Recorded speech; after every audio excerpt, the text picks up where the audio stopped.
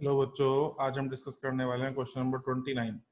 और इस क्वेश्चन में हमें एक हॉलो चार्ज कंडक्टर दिया है जिसमें छोटा सा छेद कर दिया है, a tiny hole cut into its surface.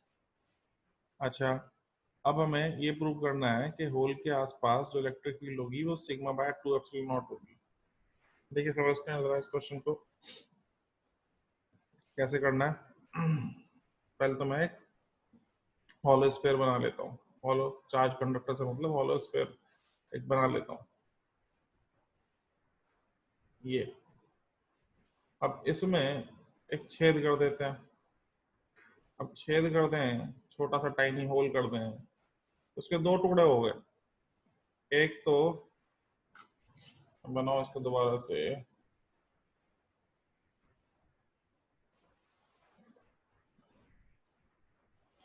एक तो ये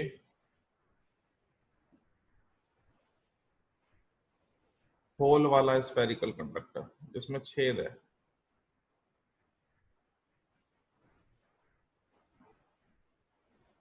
ठीक है जी। एक तो ये होल वाला कंडक्टर हो गया, और साथ में ये जो छेद करने के बाद हमने शीट इसमें से निकाली, छोटी सी कंडक्टिंग शीट, वो तो अगर समझने की कोशिश करें तो हम ऐसा कह सकते हैं कि ये जो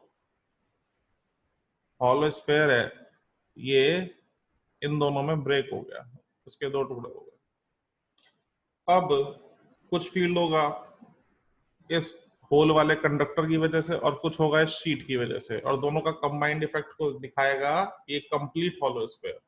तो कंप्लीट हॉलो स्फीयर के अंदर फील्ड जीरो होता है, electric field inside the conductor zero होता है, हम जानते हैं।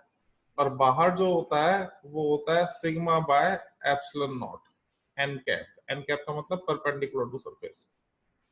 यहाँ पे मैं मान लेता हूं अंदर फील्ड E1 है, बाहर E2 है, या इसकी वजह से अंदर बाहर E1 मान लेते हैं, अंदर भी E1 बाहर भी E1, और इसकी वजह से दोनों साइड्स में ये जो कंडक्टिंग शीट है इसकी वजह से दोनों साइड्स में E2 मान लेते हैं। तो ये जब दोनों कंबाइंड स्टेट में थे तो E1 और E2 का कंबाइंड इफेक्ट अंदर तो आ रहा था जीरो और बाहर आ रहा था सिग्मा एप्सिलॉन नॉट। तो दो इक्वेशन बन गई हमारे पास में, एक तो E1 plus E2 is equal to zero, ये तो इनसाइड। और आउटसाइड यही क्या इफेक्ट दिखा रहे थे, E1 plus E2 is equal to sigma by epsilon naught. अब देखें ये फर्स्ट इक्वेशन और नीचे वाली ये सेकंड इक्वेशन। फर्स्ट इक्वेशन से हमें ये समझ में आता है कि E1 और E2 वैल्यू में इक्वल है ना। E1 और E2 वैल्यू में इक्वल हैं, और जब दोनों इक्वल हैं तो मैं किसी को भी E1 लिखूं किसी को भी E2 लिखूं, क्या फर्क पड़ता है। अच्छा जी, तो ये हो गया हमारा E1 और E2, यानी कि 2E1 लिख सकता हूं मैं इसको। 2E1 is equal to sigma by epsilon naught, या E1 is equal to sigma by 2 epsilon naught. ये आ गया हमारा आंसर, ये प्रूव करना था। लेकिन अभी कुछ बच्चों के मन में ये डाउट होगा कि सर जी पहले वाले केस में आपने सिग्मा बाय एप्सिलॉन नॉट क्यों लिखा, जबकि हमने तो पढ़ रखा है जी के क्यू बाय आर स्क्वायर होता है। तो वो भी डाउट मैं दूर कर दूं आप लोगों का कि इलेक्ट्रिक फील्ड जो आउटसाइड दी स्फीयर होता है वो के क्यू बाय आर स्क्वायर ही होता है। लेकिन इसको रीअरेंज कर सकते हैं, के को मैं लिख सकता हूँ 4 पाई एप्सिलॉन नॉट, क्यू को देखिए सिग्मा की हेल्प लें। सिग्मा क्या होता है हमारा, सरफेस चार्ज डेंसिटी।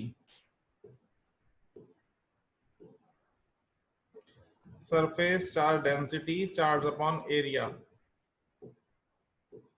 यानी के sigma is equal to q by A. तो q is equal to sigma A, तो यहां लिख सकता हूं मैं sigma A upon r square, और 1/4 pi epsilon naught sigma area sphere के लिए 4 पाई आर स्क्वायर अपॉन में आर स्क्वायर, से आर स्क्वायर कट गया, 4 पाई से 4 पाई कट गया, तो ये आया sigma by epsilon not. Perpendicular होता है सरफेस के, कंडक्टर इक्विपोटेंशियल सरफेस की तरह बिहेव करता है और कंडक्टर पे जो इलेक्ट्रिक लाइंस ऑफ फोर्स होती है वो परपेंडिकुलर होती है, मतलब इलेक्ट्रिक फील्ड भी परपेंडिकुलर होता है और परपेंडिकुलर डायरेक्शन के लिए एन कैप। तो भैया ये इलेक्ट्रिक फील्ड जो होता है ना उसको हम ऐसे भी लिख सकते हैं। ठीक, तो ये हमारा क्वेश्चन हो गया।